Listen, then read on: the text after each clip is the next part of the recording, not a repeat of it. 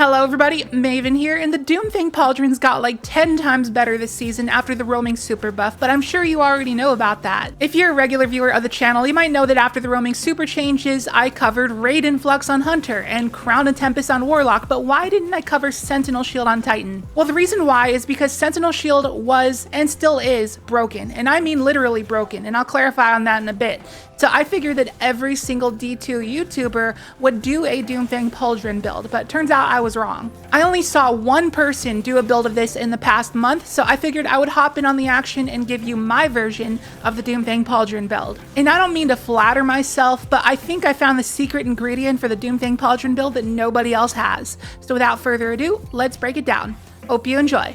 This video is sponsored by Advanced GG, the only clinically proven gaming supplement shown to improve your gaming performance. Use code Maven at checkout for 10% off your order. Link down below. Thank you. Now, why is Sentinel Shield broken? Well, that wasn't an exaggeration. It was actually doing far more damage than intended. Bungie actually issued this statement a few weeks ago in a twid that states Sentinel Shield is doing more damage than intended and they're working on a fix for mid-December.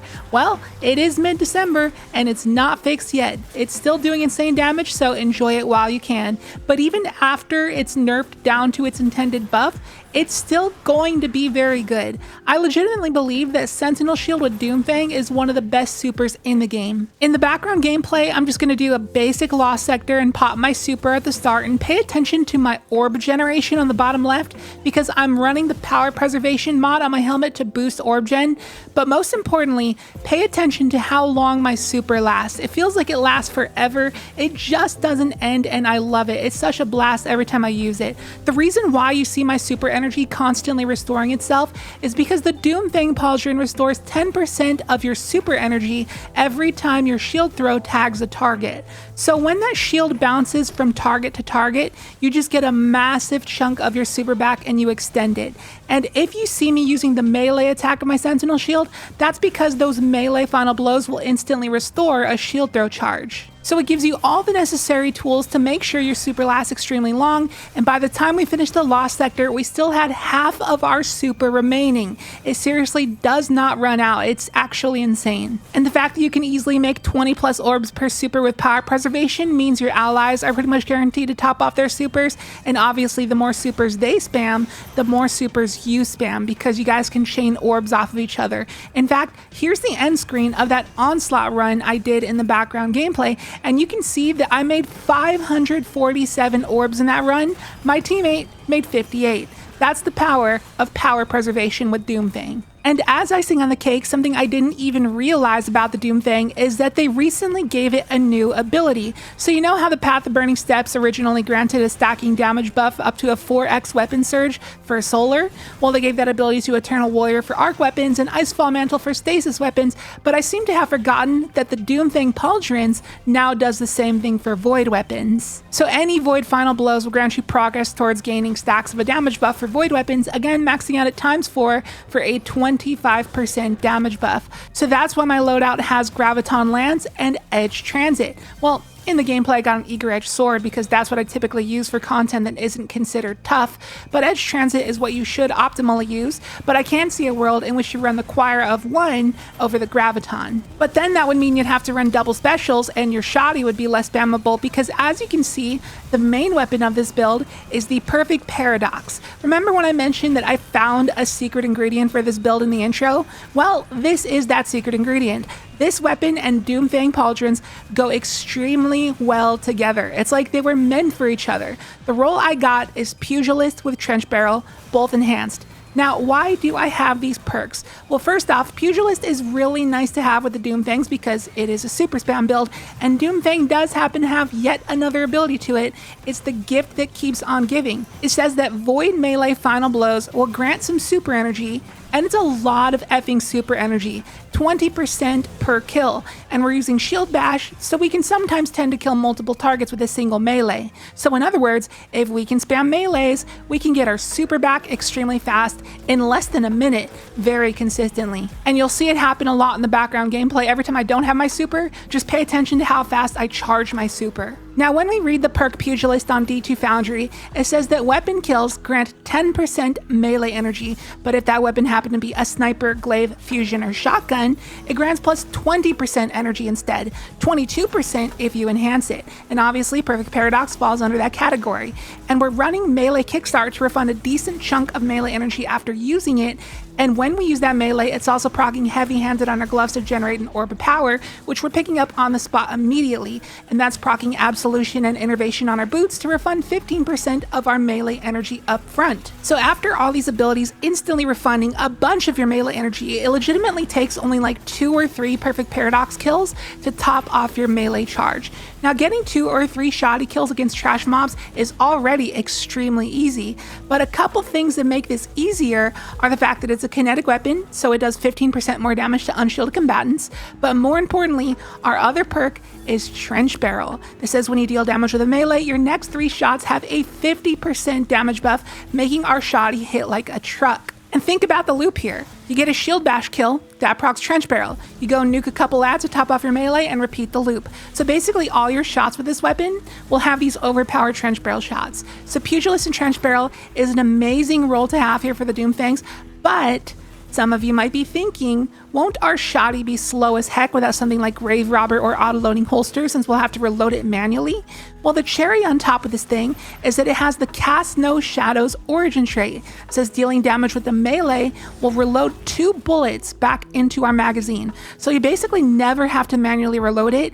You're shield bashing every few seconds, and if that's not enough, you can just normal punch a few things, and there you go. So that's pretty much just built-in Grave Robber for free on top of this incredibly synergistic perk combo for this build. So the Perfect Paradox is definitely the secret ingredient to the Fang Pauldron build.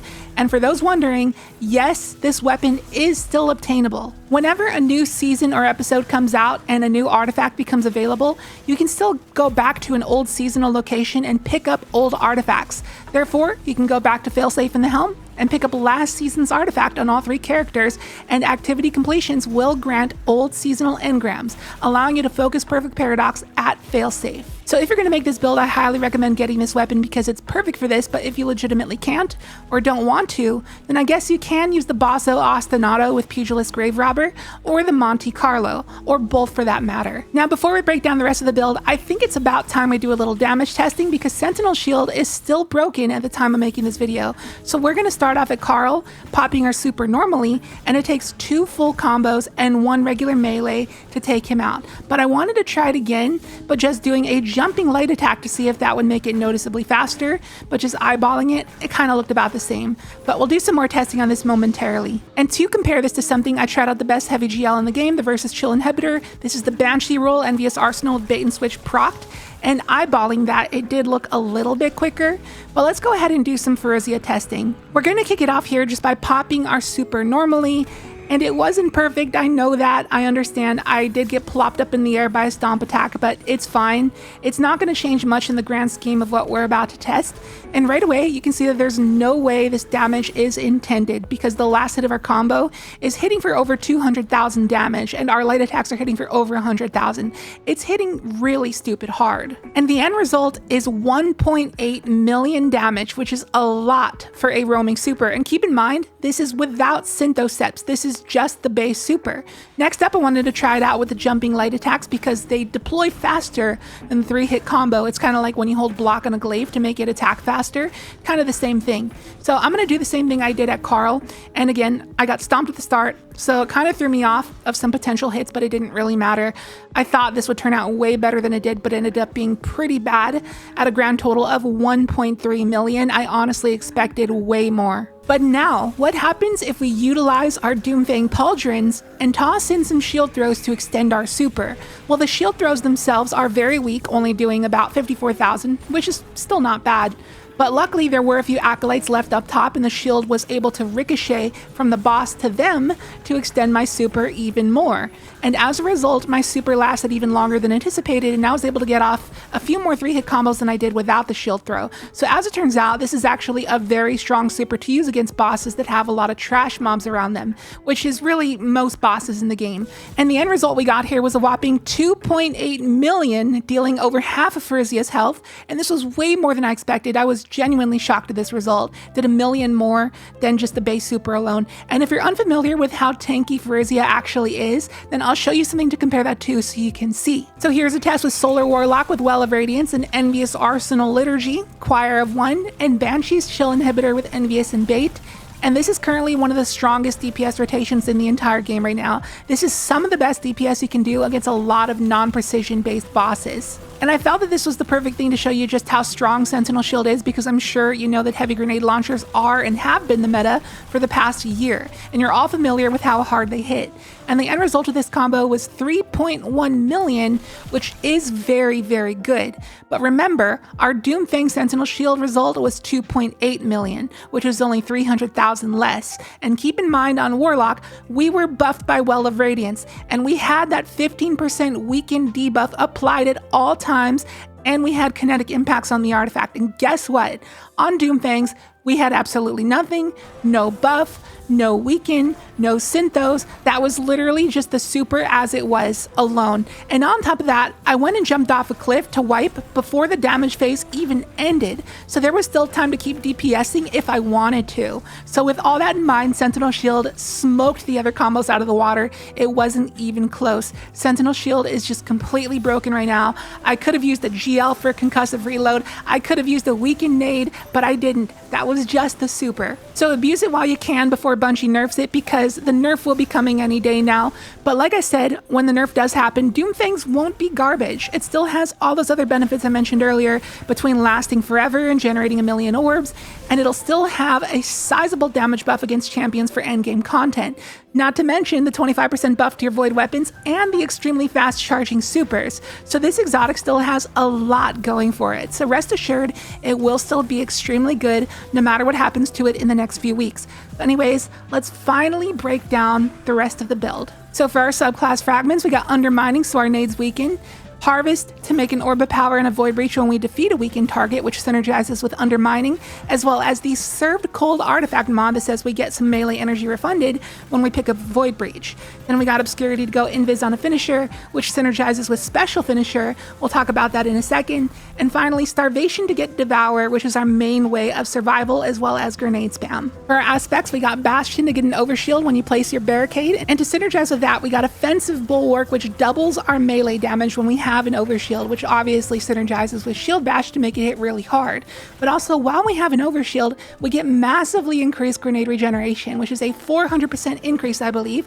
Correct me if I'm wrong. But the most important thing about Offensive Bulwark is that it grants you a second shield throw charge when Sentinel Shield is active, which is one of our main reasons that our super lasts forever. So this aspect is huge for us. Now moving on to our mod setup, the main idea here is armor charge, because as mentioned before, we're rocking melee kickstart on our gloves, but our armor charge is so abundant that I opted to run Special Finisher as well, so we never run out of perfect paradox ammo. And we got charged up so we can hold up to 4 stacks of armor charge and stacks on stacks to gain armor charge twice as fast. Our only goal to get said armor charge is to make orbs, which we can do with Echo of Harvest as well as Reaper on the class item, Kinetic Siphon on the helmet, and Heavy Handed on the gloves. But you can also run Void Siphon if you wanted to and just replace hands on. Up to you. I might even consider that actually. And for the rest of the mods, we got Momentum Transfer for more melee energy, Kinetic Reserves because why the heck not, I had the room for it, but you can run Void Reserves if you want, like if you're running Choir of One.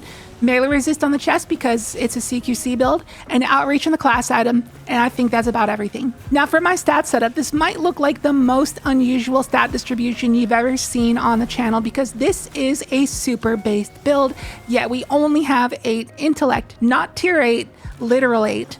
And the reason for this is because I saw a video by Esoteric titled, "Is High Intellect Worth Using with Roaming Supers After the Buff?" And in that video, he tested max intellect versus no intellect, and as it turns out, there was little to no difference. Super energy is gained via damage instances, so the stat itself had little effect. In our case, we're getting a majority of our super energy from our Fang Pauldron melees, so yeah, long story short, intellect doesn't matter. And remember, Bungie also buffed the recharge rate of roaming supers. Remember this note from that same twid? As a reference, if you're using between 3 to 5 Nova Bombs while doing an activity, you can now charge around 6 to 8 Nova Warps. So now roaming supers charge faster than 1 and done supers. So now you can rely just on your damage instances to charge your super, and you don't have to worry about your intellect stat anymore. But aside from intellect, I went max in resilience and strength and dumped the rest into discipline, and that about does it for the Doom Fang Pauldron build. Let me know what you think about it down below in the comments. For the gameplay loop, I'd say that when you pop your super, spam your shield throw as much as you possibly can. Only use the melee attack just to recharge a shield throw charge if you need to, or if you're trying to take out a fat yellow bar. Otherwise, only use the shield throw so you can make sure your super lasts as long as possible. And when you're not in your super, the gameplay loop is self-explanatory. Get shield bash kills wherever possible, and keep spamming your shoddy to recharge it, rinse and repeat until you have your super. So as always, I'll leave a dim loadout link to the build down below in the description, and also the pinned comment if you'd like to give it a try. And if you got any buddies who are Titan mains, I'd appreciate if you share the video with them. This is definitely something you're going to want to urge them to try out, because this build is nuts right now. And that's going to do for this one. I hope you enjoyed the video. If you did, be sure to hit the like button and subscribe if you're new. Would love to have you here for more content on the way. And remember to check out our sponsor, Advanced GG, code Maven at checkout for 10% off your order, link down below. And with that, I will catch you in the next video. See you later.